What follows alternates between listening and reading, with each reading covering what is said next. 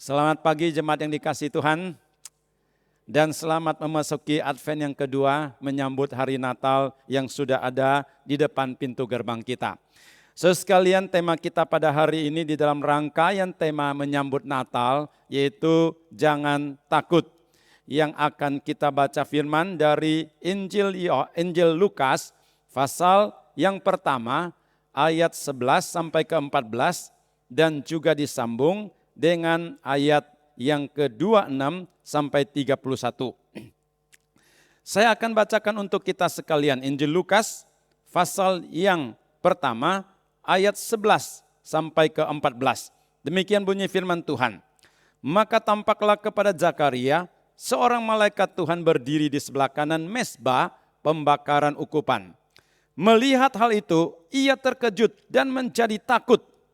Tetapi malaikat itu berkata kepadanya, "Jangan takut, hai Zakaria, sebab doamu telah dikabulkan, dan Elisabet, istrimu, akan melahirkan seorang anak laki-laki bagimu, dan haruslah engkau menamai dia Yohanes. Engkau akan bersukacita, bergembira, bahkan banyak orang akan bersukacita atas kelahirannya itu." Disambung 26. Ayat 26 mengatakan, dalam bulan yang ke-6, Allah menyuruh malaikat Gabriel pergi ke sebuah kota di Galilea bernama Nazaret, kepada seorang perawan yang bertunangan dengan seorang bernama Yusuf dari keluarga Daud. Nama perawan itu ialah Maria. Ketika malaikat itu masuk ke rumah Maria, ia berkata, "Salam, hai engkau yang dikaruniai, Tuhan menyertai engkau." Maria terkejut mendengar perkataan itu, lalu bertanya di dalam hatinya, apakah arti salam itu?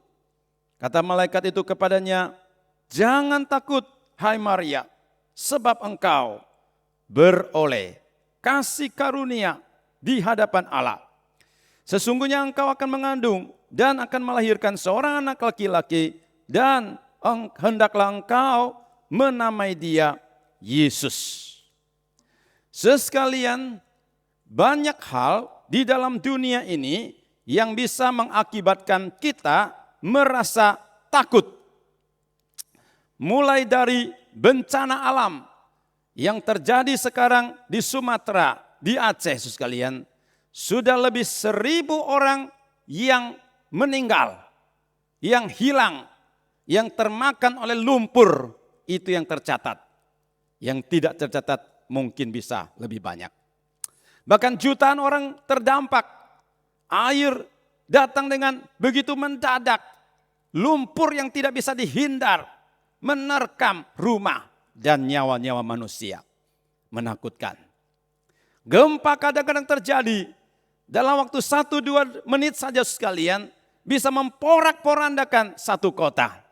Gunung Merapi meletus dengan ketinggian asap debu yang berkilometer sekalian, menakutkan kehidupan kita. Kadang-kadang sakit penyakit yang menggelisahkan hati, yang membuat kita tidak bisa tidur. Penyakit serius sekalian, mencengkram hati manusia, sehingga benar-benar hidup di dalam ketakutan dan kegelisahan. Dan banyak orang yang takut akan kegagalan. Gagal membangun keluarga, gagal membangun usaha, gagal membangun relasi, gagal di dalam studi, gagal melihat satu masa depan yang baik, mempengaruhi harga diri dan mempengaruhi kepercayaan dirinya, dan menjadi satu kegelisahan. Begitu banyak orang yang tidak berani berbicara tentang kematian. Mereka tidak tahu apa yang terjadi di balik kematian, harus kemana, sehingga setiap kali bersinggungan dengan kematian, ada ketakutan yang sangat luar biasa. Dosa membuat orang banyak ketakutan. Seperti Hawa setelah jatuh ke dalam dosa bersama Adam. Melarikan diri dari Tuhan. Karena relasi dengan Tuhan sudah rusak. Hidup di dalam kegelisahan, ketakutan. Orang yang langgar lampu merah. Yang berbagai masalah kesalahan kriminal di dalam negara kita di dunia ini. Mereka juga hidup di dalam ketakutan karena kesalahan dan dosa yang mereka lakukan. dan banyak orang takut kekurangan di dalam ekonomi, kekurangan di dalam kekuatan sumber daya, sekalian menjadi sumber-sumber kegelisahan, ketakutan. Hilangnya figur orang yang kita cintai, takutnya jatuh ke dalam kesulitan, tidak tahu masa depan hari besok akan terjadi apa, takut kesendirian, takut akan keselamatan kita dan keselamatan keluarga. Rentetan-rentetan masalah ini adalah fakta, realita yang kita hadapi, yang bisa menjadi sumber ketakutan, yang mengancam keamanan nyawa hidup kita. Saudara sekalian, ini adalah realita. Bukan saja orang-orang biasa yang takut, tokoh-tokoh Alkitab besar, mereka juga takut. Abraham pada waktu tua, dia menjadi takut dan gelisah karena belum punya anak. Dia berkata kepada Tuhan, Tuhan, saya belum punya anak. Ini harta saya akan diturunkan kepada seorang hamba. Ini hamba orang-orang dari negara asing. Bagaimana caranya? Dia gelisah dan takut di masa tuanya. Waktu Musa menghadap musuh-musuh yang banyak, dia gelisah dan takut. Bagaimana bisa memimpin Israel masuk tanah Kanaan, tanah perjanjian yang sudah engkau janjikan Tuhan beratus-ratus tahun kepada Abraham. Tetapi musuh ini begitu banyak. Dia menjadi sangat takut dan luar biasa. Waktu sekalian, Yesaya mendapat penglihatan. Tuhan berada di tempat yang kudus. Tuhan berada di tempat mulia. Dia mengatakan, celakalah aku, seperti orang mati rasanya, ketakutan karena melihat dosa, kelemahan diri yang luar biasa. Saudara sekalian, Yosua menjadi takut karena orang dipimpin itu orang yang tegar tengkuk, keras kepala, susah diatur. Bagaimana ini 1 juta, 2 juta orang. Murid-murid Tuhan Yesus juga takut. Waktu melihat gelombang besar menerpa, sekalipun mereka nelayan, menguasai laut, tetap juga takut di tengah-tengah gelombang yang begitu luar biasa. Dan hari ini kita melihat 2 orang, Zakaria dan Maria. Mereka juga takut. Alkitab tadi dengan jelas mengatakan, waktu mereka bertemu dengan malaikat Tuhan, mereka sungguh takut, terkejut. Itu satu kegelisahan, ketakutan yang menggoncangkan hati dan jiwanya. Menjadi satu ketakutan yang begitu mendalam di dalam isi hatinya. Sebagian psikolog mengatakan, ketakutan yang berkelanjutan, ketakutan yang berbuah bertambah banyak-banyak di dalam hati, itu akan menjadi satu penyakit psikologis, menjadi depresi, menjadi tekanan jiwa. Dan analisa dokter mengatakan 70% penyakit fisik manusia itu lahir dari penyakit hati, pikiran.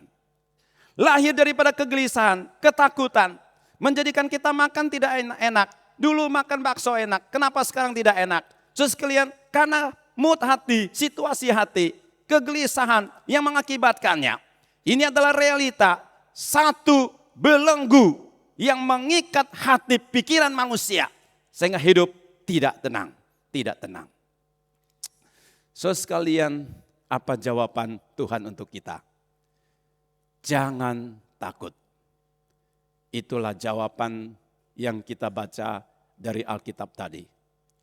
Waktu Zakaria dan Maria takut dan terkejut, Tuhan mengatakan kepadanya, jangan takut.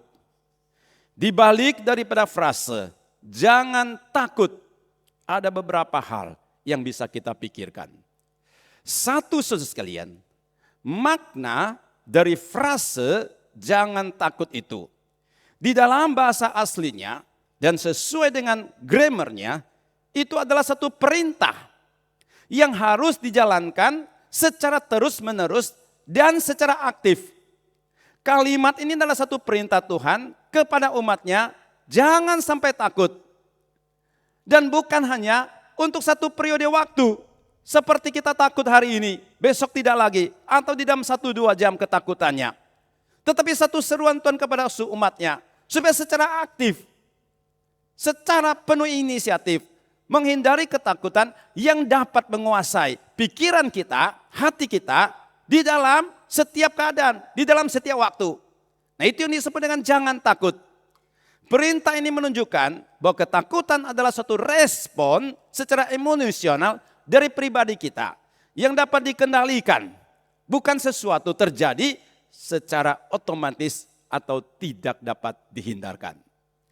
Itu yang disebut dengan jangan takut di dalam perkataan Alkitab.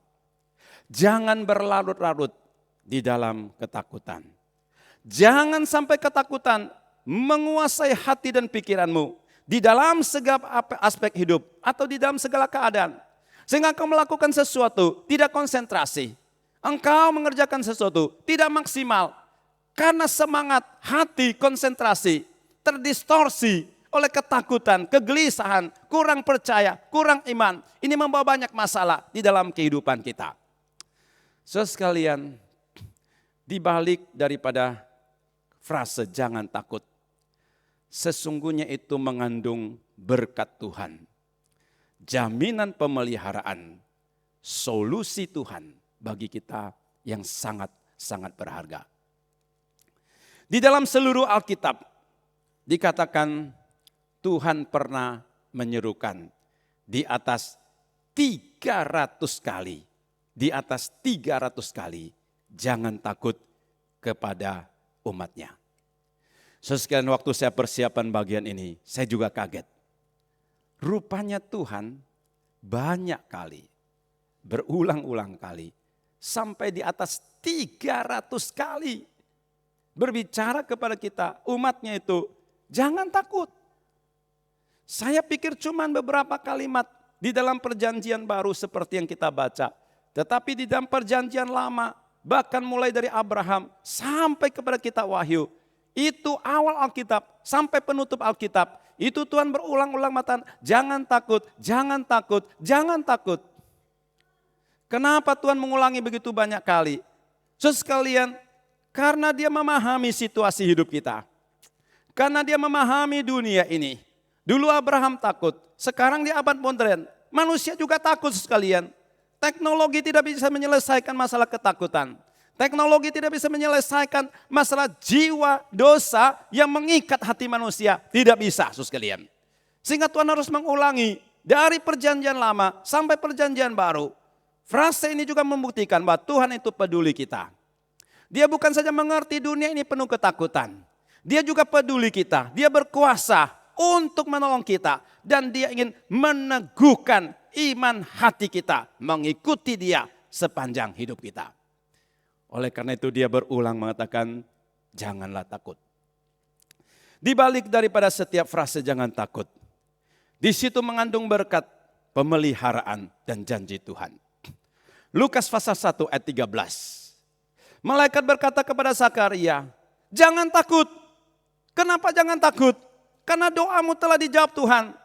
Zakaria, istrimu akan memberikan engkau seorang anak. Tahun depan anak itu akan dinamakan Yohanes.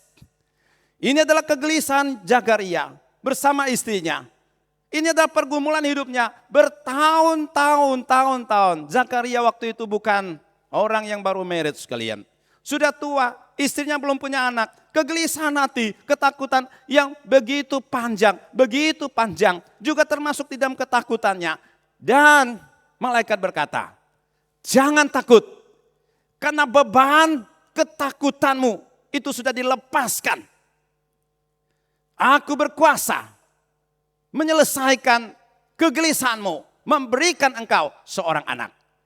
Saudara sekalian, di balik daripada jangan takut yang diucapkan Tuhan, itu mengandung satu anugerah, jaminan hidup, berkat Tuhan yang sangat luar biasa. Waktu Maria sedang takut, Tuhan berkata atau malaikat berkata, Maria jangan takut. Kenapa jangan takut? Karena engkau mendapat kasih karunia. Engkau mendapatkan satu anugerah yang sangat besar daripada Tuhan. Engkau akan mengandung sekalipun belum bersuami. Engkau akan melahirkan seorang anak. Juru selamat. Kuasanya besar. Pemerintahan selama-lamanya. Dia memerintah di dalam keadilan kebenaran. Sekarang sampai selama-lamanya. Saudara membaca buku politik apapun juga sekalian. Tidak ada pemerintah kuasa ataupun raja presiden yang bisa memerintah dengan kebenaran dan keadilan secara penuh. Yang ada adalah pemerintahan yang korupsi, yang banyak harus didemo, yang banyak harus mendapatkan tuntutan masyarakat karena pemerintah ini korup dan jahat. Tetapi pemerintahan yang bersih, yang benar dan adil di dalam tangan juru selamat Yesus Kristus. Engkau melahirkan seorang yang luar biasa, bukan manusia seperti biasa. Betapa besar anugerah ini. Jadi waktu malaikat berkata kepada Maria, kamu jangan takut. Itu di dalamnya ada satu janji berkat yang besar. Jangan kamu melihat masalah di permukaan, tetapi di balik itu ada maksud Tuhan yang sangat indah dan sangat bahagia sekali. Saudara sekalian, waktu kita melihat Tuhan berkata kepada Abraham, jangan takut Abraham, di balik itu Tuhan mengatakan, aku akan menyertai engkau kemanapun engkau pergi. Sekalipun di masa tua, engkau belum punya anak, aku akan memberikan keturunanmu sebesar, sebanyak bintang di langit. Engkau menjadi bapa segala bangsa, engkau akan menjadi berkat bagi segala bangsa. Sekalipun Abraham takut. Dan Tuhan mengatakan di balik itu ada janji Tuhan yang besar. Waktu Musa takut, Tuhan mengatakan, aku akan menyertai engkau. Bangsa-bangsa ini akan kau musnahkan. Sekaligus dia punya budaya. Sekaligus dia punya kebiasaan menyembah berhala harus juga dituntaskan. Karena aku menyertai engkau. Saudara sekalian, Yesaya takut, Tuhan mengatakan, aku akan mengurapi engkau. Ini arang yang berapi. Ya, disentuh ke dalam mulutnya, engkau akan diteguhkan menjadi nabi Tuhan. Engkau akan menjadi saluran anugerah Tuhan. Saudara sekalian, setiap kali Tuhan mengatakan takut, jangan takut. Bukan satu janji yang kosong. Tetapi di dalamnya ada anugerah, kebenaran, kuasa Tuhan. Yang sangat-sangat penting, yang menjamin kehidupan kita. Sebagai umat Tuhan, kita dipanggil hidup di dalam keyakinan. Mengandalkan kasih karunia dan janji-janji Tuhan yang setia. Serta meresponi kabar baik tentang keselamatan yang dibawakan oleh Yesus Kristus bagi kita. Ketakutan yang dihadapi bukan mengabaikan kenyataan. Saudara sekalian, kita disuruh jangan takut. Bukan berarti mengabaikan kenyataan. Tetapi dengan pengharapan yang bersumber pada penggenapan janji Allah. Yang sudah, sedang, dan akan terus dilakukan di dalam kehidupan kita ini. Dalam dunia ini penuh dengan gejolak, konflik global, masalah lingkungan, masalah ekonomi, dan juga berbagai hal yang menghimpit kehidupan manusia. Mengajak orang Kristen tetap hidup bisa di dalam ketenangan dan pengharapan yang sesungguhnya. Menyongsong tahun baru 2026, kita dipanggil untuk menghidupkan iman yang teguh dengan janji kita dari Tuhan Yesus Kristus. Bahkan kita sekalian didorong menjadi saksi Tuhan, membawakan sukacita Natal, pengharapan iman kita, memberikan ruang-ruang damai kepada keluarga, kepada komunitas dan masyarakat yang lebih banyak. Itulah berita Natal. Jangan takut, apapun situasi kamu. Beberapa hal yang kita ingin pelajari, bagaimana mengatasi ketakutan secara alkitabiah. Satu sekalian, yaitu percaya kepada Tuhan. Percaya kepada Tuhan. Waktu saya mempelajari poin 1 tentang percaya kepada Tuhan, itu bukan satu ilusi menghilangkan ketakutan. Tetapi Alkitab itu memberikan kita banyak Alkitab. Bahkan begitu banyak tentang kepercayaan kepada Tuhan. Itu adalah kekuatan mengatasi ketakutan. Mazmur 56 ayat ketiga. Waktu aku takut, aku percaya kepada Tuhan. Ini adalah saksi daripada Mazmur. Murid-murid menghadapi angin ribut. Tuhan mengatakan, mengapa kamu takut? Dan kenapa kamu tidak percaya? Itu artinya ketidakpercayaan. Sama dengan kegelisahan, menjadi takut. Sekalipun berjalan dalam lembah kekelaman, aku tidak takut karena gadamu, tongkatmu menyertai aku. Di dalam Ibrani. Sebab itu dengan yakin kita dapat berkata, Tuhan itu penolong kita. Aku tidak takut. Apa yang dapat dilakukan manusia terhadap aku? Yesaya 12, aku percaya dengan tidak gentar dikatakan. Sebab Tuhan Allah kekuatanku, Dia mazmurku, Dia menjadi keselamatanku di dalam segala situasi. Baik perjanjian lama, perjanjian baru.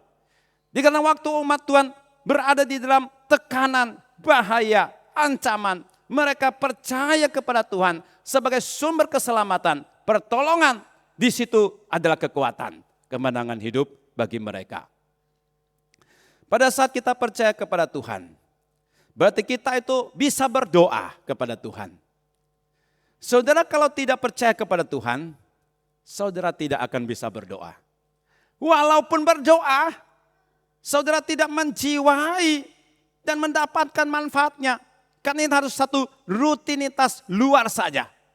Tetapi kalau saudara benar percaya, sudah akan memiliki satu kekuatan, kuasa doa yang besar. Seperti Yakobus mengatakan, doa orang benar, besar kuasanya. Artinya didoakan dengan keyakinan dan kesungguhan. Doa itu menjadi berkuasa. So, kalau saudara percaya kepada Tuhan dengan segenap hati, saudara itu pasti akan bisa berdoa. Ataupun bisa menaati firman, percaya kepada kebesaran Tuhan. Dan ada beberapa ayat saya catat di sana. Saudara sekalian, pada waktu masa COVID, saya percaya sekalian kita semua mempunyai pengalaman-pengalaman yang sangat khusus di dalam waktu kurang lebih 2 tahun itu. Saudara sekalian, di tahun 2019 sampai 2021, saya mendapatkan satu kesempatan sabbatical untuk studi saudara sekalian. Tanggal 10 Januari 2020 bersama semua saya tiba di LA saudara sekalian. Dan waktu turun pesawat dikatakan ada COVID di Wuhan, hanya di daratan Tiongkok. Tidak ada di Indonesia. Di Amerika juga enggak. Mereka mengatakan itu masalah jauh di sana. Tetapi bulan Maret sekalian, COVID menjalar ke seluruh dunia.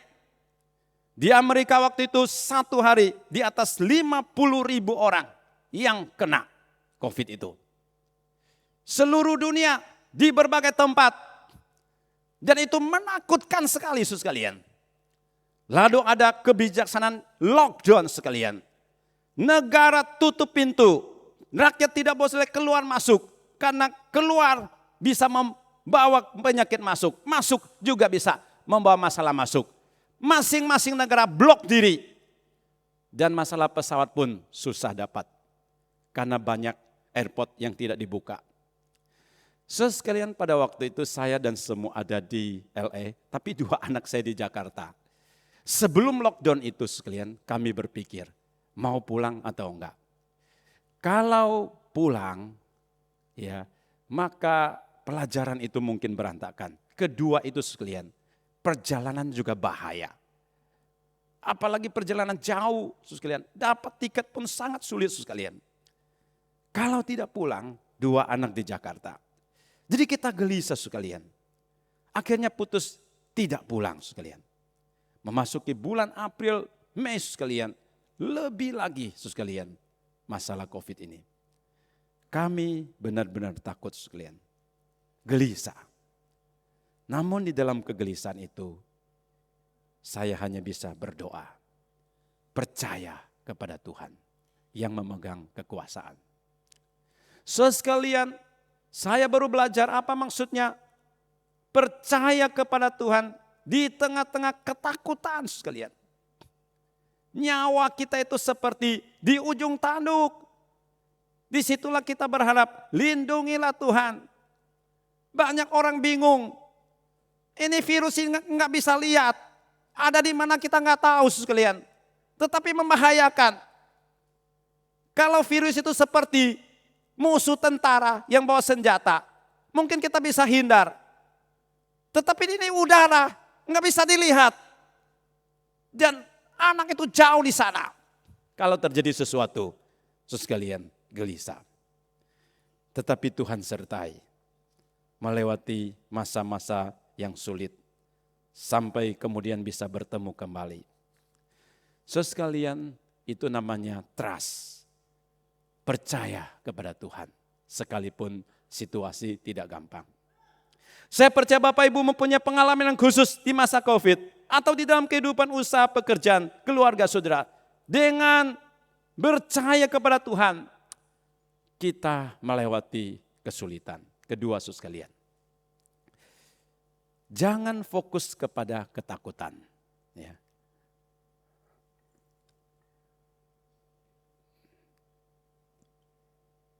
Ya, jangan fokus kepada ketakutan. Bapak Ibu sekalian, kita dapat menentukan kondisi hati kita. Kalau kita berfokus kepada ketakutan, maka ketakutan itu akan beranak cucuk atau berlipat ganda, multiplikasi. Tetapi kalau kita memikirkan hal yang positif, itu akan membawa satu kekuatan dan kemenangan. Satu survei mengatakan, hari ini banyak orang yang hidup di dalam kegelisahan dan ketakutan, karena fokus hidupnya kepada masalahnya, kepada kesulitannya. Yang ada di dalam hati dan pikirannya, mulai dari bangun pagi Yesus sekalian, sampai nanti tidur, bahkan dibawa di dalam mimpi Yesus sekalian. Apa yang dipikirkan? Tagihan. Perekonomian yang tidak pasti, anggota keluarga yang sakit, anak-anak yang nakal, kesepian, kesendirian, emosi yang tidak stabil. Kalau ini yang terus dipikirkan sekalian, ini namanya beban menambah beban, kesulitan menambah kesulitan. Ini adalah fokus sekalian yang harus kita perhatikan. Jangan sampai kita fokuskan kepada hal-hal yang justru membebankan. Tetapi sekalian Alkitab mengajarkan apa? Pikirkanlah semua yang benar, yang mulia, yang adil, yang suci, yang manis, yang sedap didengar, yang disebut kebajikan dan patut dipuji. Pikirkanlah semuanya itu, Tuhan mengatakan. Maka Allah damai sejahtera akan memelihara hati dan hidupmu. Akan ada kekuatan sukacita yang luar biasa. Hari ini, apa yang ada di dalam isi hatimu? Apa yang ada di dalam pikiranmu? Apakah firman Tuhan, penyertaan Tuhan? Atau kegelisahan dunia, tipu daya iblis dengan segala caranya yang menakutkan. Sehingga menjadikan kita semakin hidup di dalam kegelapan dan kegelisahan. Atau terang Injil, kebenaran Injil, berita Natal yang boleh memasuki hati pikiranmu. Sehingga engkau memikirkan yang baik, yang benar, yang suci, mulia dan sedap didengar oleh sesama. Markus 5 berbicara seorang yang bernama Yairus, pemimpin bait Allah. Anaknya sakit, hampir mati sekalian. Pasti dia gelisah. Karena kita pun tahu masalah-masalah ini kalau menimpa seseorang. Sekalian, tetapi dia tidak hanya fokuskan kepada masalah anaknya sakit, hampir mati. Tidak fokus kepada itu saja. Alkitab mengatakan, dia mencari Yesus. Minta tolong dari Yesus. Yesus mendengar, anakmu sakit. Iya. Lalu dia minta, Tuhan datanglah kepada kami. Karena engkau sanggup. Sekalipun anaknya itu kemudian mati. Yesus datang menyembuhkannya. Membangkitkan dia dari kematian. Sehingga itu menjadi suatu berita yang menggemparkan. Dikatakan Yairus tidak fokuskan kepada kesulitan masalahnya. Tetapi kepada Tuhan yang sanggup menolong dia di dalam kesulitan. Ini masalah fokus. Sering kali kita berada di dalam satu permasalahan kesulitan. Itu menyedot pikiran kita dengan luar biasa. Seperti mencengkram hati kita. Sehingga kita tidak sanggup keluar dari masalah itu. Tuhan matan harus arahkan fokus. Kesulitan ada, iya. Kita tidak bisa hindari. Tetapi sekalian, ada Tuhan yang mendampingi kita. Dan kita perlu fokus melihat kepada Tuhan pertolongan kita. Satu lagi sekalian, mengingat janji Tuhan untuk masa depan kita yang baik. Sekalian, Tuhan memberikan banyak janji seperti Matius 6. Tuhan mengatakan apa gunanya kekhawatiran? Kekhawatiran itu tidak bisa menyelesaikan masalah kita. Ketakutan hidup itu tidak pernah bisa menyelesaikan masalah kita. Tuhan mengatakan, lihatlah di burung di udara, lihatlah rumput yang di padang. Tuhan memelihara, dia tidak memintal, tapi bajunya lebih baik daripada baju batik kita, saudara sekalian. Apalagi saudara sekalian, burung tidak bekerja, tapi cukup makan. Bapa di surga memelihara. Itu artinya apa? Satu providensi Allah, memelihara orang-orang. Jangan sampai kita gelisah dan takut berlebihan. Filipi 4:19 dikatakan, Allahku akan memenuhi segala keperluanmu menurut kekayaan dan kemuliaannya di dalam Kristus Yesus. Artinya di dalam Yesus Kristus ada segala kekayaan dari Allah Bapa yang disediakan bagi semua orang percaya. Sehingga dengan iman kepada firman-Nya, kita boleh lepas dari kegelisahan takut duniawi yang ada di depan kita. Karena kekayaan Allah di dalam Kristus Yesus. Pada waktu mau mati, Raja Daud itu berkata kepada Salomo di dalam 1 Tawarik 28:20. Dikatakan demikian. Kuatkan teguhkanlah hatimu dan lakukanlah itu pembangunan rumah Tuhan.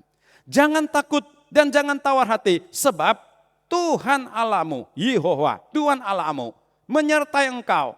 Ia tidak akan membiarkan engkau, Ia tidak meninggalkan engkau sampai segala pekerjaan untuk ibadah di rumah Allah diselesaikan.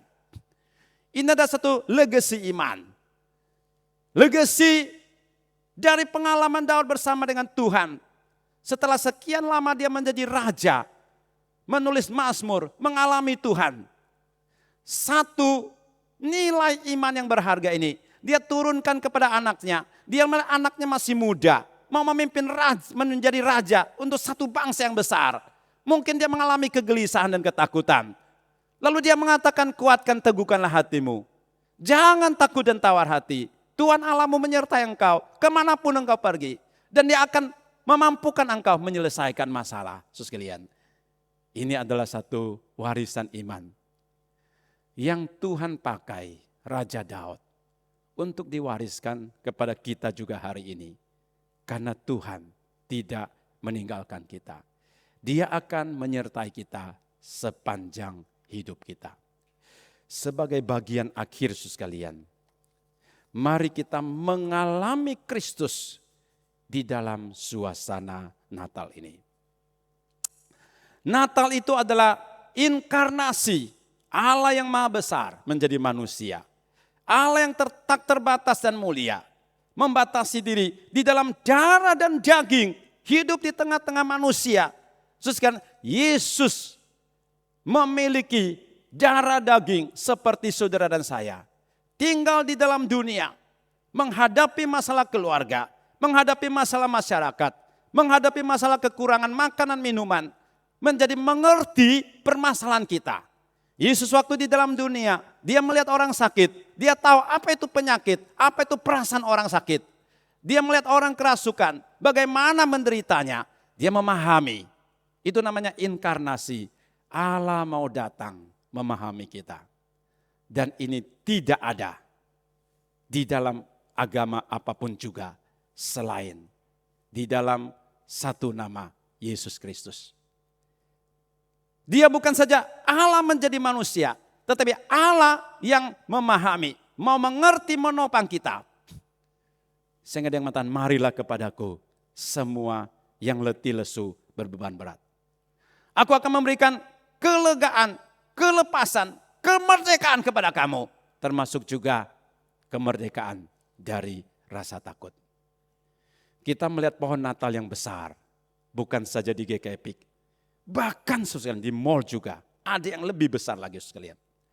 Kita mendengar lagu-lagu Natal, sesuatu yang luar biasa, yang membangkitkan iman sukacita di bulan Desember. Tetapi yang lebih penting sekalian, kita harus menerima Yesus di dalam hati kita, menyerahkan diri kita di dalam tangannya, berjalan dengan Tuhan, berjalan di dalam terang, berjalan di dalam anugerah, berjalan di dalam kebenaran. Itu yang membebaskan kita dari rasa takut.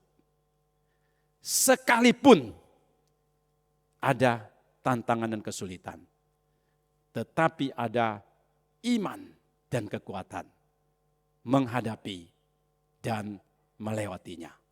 Itu adalah makna Natal. Yesus lahir, hadir di dalam setiap hidup kita, bahkan di dalam setiap aspek kehidupan kita. Tuhan berkati, mari kita masuk di dalam doa.